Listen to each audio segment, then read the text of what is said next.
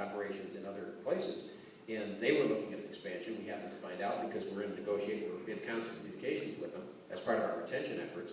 We found out that they were looking to expand, and we were competing with Indiana and Malaysia by using economic development tools and tax incentives. We convinced them to put those 160 jobs to stay and expand in Lansing, as opposed to doing it overseas. We were competing with Malaysia, where they pay $2 or $3 an hour. So we have to offer tax incentives. The fact is, with the trade environment like it is, you have to use the tools in the toolbox. You know, my opponent has said he's against tax incentives. He doesn't like it because he thinks it's picking winners and losers.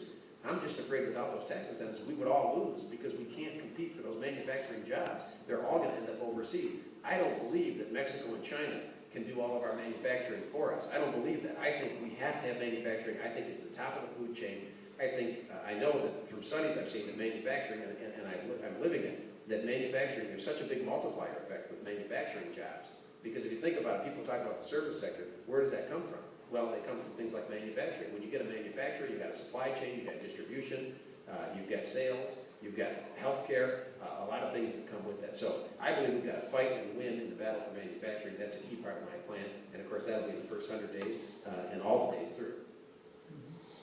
Thank you, Virg.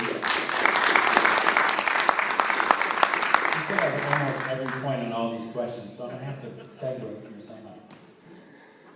You stated you are against the current Michigan business tax. What changes would you make to it? And if you do away with the much maligned surcharge that everybody hates, most business owners, how would you replace that $500 million projected in revenue or make $500 million cuts? I would do away with the much maligned, by myself included, MBT surcharge. I would do away with that immediately. The MBT surcharge is a job killer. It was a bad idea. And my opponent has called it dumb and dumber. It's called SBT, the precursor to MBT dumb and MBT dumber. I pointed out in the debate, I tried to point out politely, I'll be more polite tonight, but I tried to point out that his running mate, Brian Kelly, helped create the MBT surcharge. Anyway, the MBT surcharge has to go, the MBT has to be reformed, and I would work with the business community to develop a fair, predictable, equitable tax system for business. My opponent has said he would put a 6% flat rate tax. And flat rate, a lot of times sounds good to people. Flat, it sounds fair, it sounds decent. But the fact is, his 6% flat rate tax, when he first came out with it, I told him, you're going to increase taxes on thousands of small businesses. In fact, I held a news conference in Macomb County with a few small business owners who had never met me before.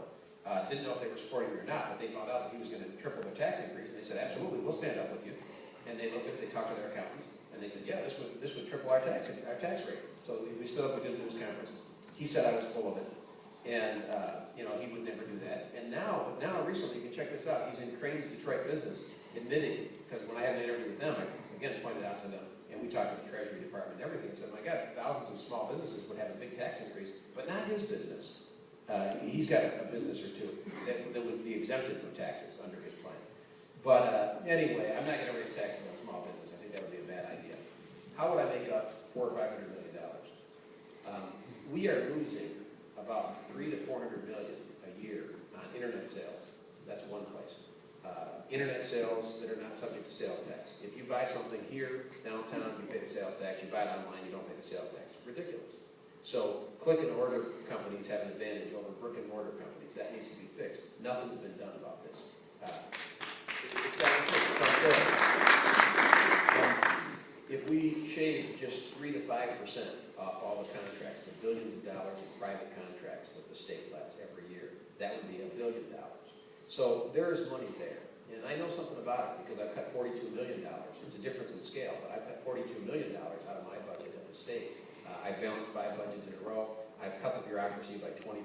We are doing more with less. And I didn't just ask the workers to take a hit. I didn't just ask the workers to sacrifice. I cut my pay. I doubled what I pay for health insurance. I gave up the city car. And then, of course, that made people understand it. It made them more likely to accept the changes and to work with us and find savings because we're all in the same boat. We're going to have to do the same thing in the state of Michigan. There has been a lot of talk about the up to $2 billion, we're going to be losing in federal matching dollars for transportation. Now, how could you as a governor get the roads looking the way they should, but at the same time, be investing in maybe some smarter alternative transportation sources that we could have. I'd love to see us do a lot more with light rail and trains. It's going to take money, and let's be realistic, it's going to take federal money. If there's federal money available, I'll certainly be trying to get that to do some more things with train to connect our cities and light rail within our cities. I would love to see that, and we know that when it comes to attracting and retaining our young people, that's one of the things we need to do. They want to go to cities where there's public transportation. They want to go to cities that are cool. And of course, number one is economic activity, economic opportunity. The number one thing, I don't know what's all in your list of questions, but a lot of the things will come down to money. Transportation, education, you name it. A lot of it will come down to money. And that's why I've come back to the economic plan. And again, I want to emphasize, my economic plan. I think we got to get busy right quick. Because I'll tell you, as governor, my first thing is going to be good old, solid, reliable bus transportation. I'm not going to lie to you. I'm not going to tell you that when I'm governor, I'm going to have a magic wand and suddenly we're going to all have a train and a light rail and subway. Those are very expensive things to do. And we need effective regional public transportation for starters. A reliable, dependable bus system. I think you have that here with the Rapid, and that's tremendous. I think there are issues all across the state with regionalizing and making those services reach out a little bit. So for now, I have to say, I got to settle with effective, bus transportation. I would like to move, and I'd like to see what's available with the federal government. I certainly want to move into the modern ages, into rail and train. I think that that's a great way to go. I think in the long run, we need to be headed in that direction. But right now, the economy is the top priority, to grow the economy. With economic growth, all things are possible. With economic growth, there's a whole lot of things we can do in education, in transportation, healthcare, et cetera, et cetera. If we don't get the economic growth, we're in trouble. That's when I say we need something big and bold. We need to change both the reality and the perception of doing business in Michigan. Right now, imagine yourself going to a board of directors, if you were CEO or COO, and going to your board that was a national company or international, and saying, I've got a proposal for you. I think we should move to Detroit, Michigan. I think we've got just the word Michigan right now. And of course, the perception is worse than the reality. We know because we're here. We know things are tough, but we know Michigan is a beautiful state, great people, ingenious people, with a bright future. They don't know that. They know the Michigan that they hear, number one in unemployment, number one in exodus, people leaving, worst top 5 in home foreclosures. That's the Michigan they know. So it's going to take something big and bold, like Make It in Michigan for Free, that we can go out and market the state. It's going to take the reality.